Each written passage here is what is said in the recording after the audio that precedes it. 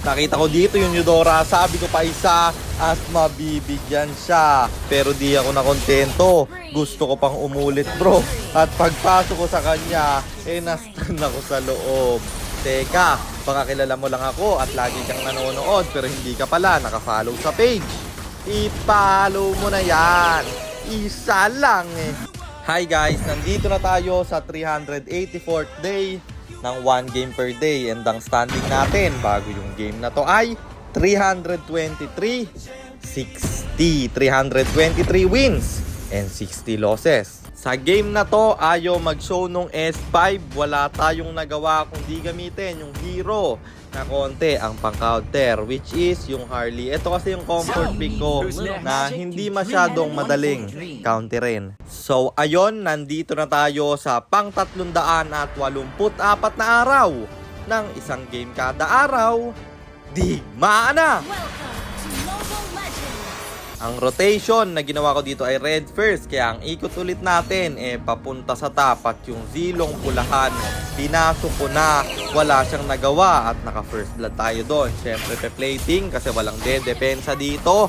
Binalikan ko nung na-clear yung minions at tumabot yung zilong. Dedepensa niya, wala ng minions, kaya dumiretso na lang ako sa first turtle na aming binurse. Nasabot yung Karina, kaya libre namin itong nakuha. Tapos diretso sa gitna para bigyan yung Eudora at mamamatay siya. Dito sa top lane, zilong na naman ang ating punteriya. Sabi ng ROM namin gold wave daw ang ikutan ko. Pero alam nyo naman na kapag naka-Harley tayo, sa XP lane ng punteriya, kung malambot yung XP nila. At ang problema, lumalim ako, nabigyan tayo ng Eudora. Pero pagkabuhay natin, dumiretso tayo sa turtle. At di na naman kumontes yung Karina, libre ulit natin tong nakuha. At dito sa top, zilong na naman. Sana ang ating bibigyan. Pero Leslie ang ating nakita na Lockman sa Matilda yung ultimate natin. Pero masakit pa rin naman yung first kill, kaya namatay pa rin yung Leslie doon. At dito, magpupusya na ako. Pero may Eudora at pagbalik ko sa sombrero, may Karina pa. Kaya wala talaga tayong kawala. Ang kagandahan naman, na-shutdown yung Eudora nila. Sabay diretso dito sa Lord. Wala na naman yung retry holder, kaya yung Lord libre ulit natin nakuha. At diretso dito sa gitna dahil dito dadaan yung Lord, patay yung Eudora, pwede natin tong irekta. 4v4 ang mangyayari. Yung Karina humaharap na, wala silang pang fronta kasi lahat sila malalambot. Nag-ultimate na yung Matilda dito pero punit siya sa amin. Sinalo ba naman yung normal hit ko. At Leslie dito sinusubukan pang pumalag pero siya'y mabibigyan. Tayo'y naka-double kill pero wala na yung Lord, kaya dumiretso na lang tayo sa gitna. Basag yung Tori nila at dadalawahin pa natin. Ang problema, lumalim yung Eudora nila, kaya pinasok ko na, nag-flicker in pa. Mabibigyan siya at damay pa nga yung Karina. Nabigyan ko siya ng isang beses, itatry ko pa nga ulit. Ang problema, nakabawi siya. Pero syempre, maglo-lord tayo pagkabuhay natin dahil nasusunod yung kalaban at patay pa yung Matilda. Yung Karina ko contest sana, pero ang ganda ng pwestuhan ng Hylos. Sobrang intense ang laban, bumibiyok na ako no? At yun nga, nakuha ko yung Lord doon, lumalim pa yung Eudora. Kaya sa Lord na to, kulang sila ng dalawa at amin ang irerekta. Di pa lumalabas yung Lord. Patay na yung zilong.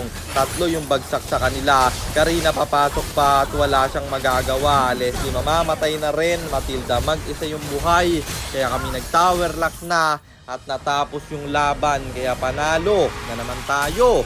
At ang standing na natin ay 324, 60. 324 wins and 60 losses. At ito na naman ang simula ng ating win streak. Ito ulit yung unang panalo. At kumapit lang tayo dahil nagagamay ko na or nakukuha na natin yung formula para mag-win streak. Gamitin lang lahat ng comfort pick at iayon sa lineup ng kalaban. At yun lang. Sana meron kayo natutunan sa content natin na to. At kung meron man, pakishare lang. Then after nyo i-share, mag-comment na rin kayo ng pa-shoutout para ma-shoutout ko kayo sa mga next nating content. At i-comment nyo na rin ang inyong mga katanungan kasi baka malay mo sa next nating content, comment mo naman ang mapili ko. Kung nagustuhan mo naman yung item at emblem na gamit ko sa game na yon, eto yon: Arcane Boots, Genius Wand, Glowing Wand, Blood Wings, Winter Crown or Immortality, Divine Glaive, and then Rose Gold Meteor, pang buy and sell. Emblem natin Assassin, talent natin is Thrill, Seasoned Hunter plus Lethal Ignition na syempre Retribution kasi jungle tayo doon. At para naman sa mga gustong magpapilot ng ML account, mag-TM lang kayo, nagre-reply ako at syempre may bayad yon. Kahit hanggang anong rank pwede nyo ipapilot, kahit anong hero pwede nyo ipaspam, basta may additional payment pag magpapaspam kayo ng hero. At yun lang guys, sana nag-enjoy kayo sa content natin na to. At shoutout sa iyo Kabadsan G-Boy, kay Red Mark, kay John Russell Buela, at happy birthday sa iyo Justin Castillo Mendigwarin. Maraming salamat sa suporta. Mag-iingat kayo palagi. God bless. Paalam!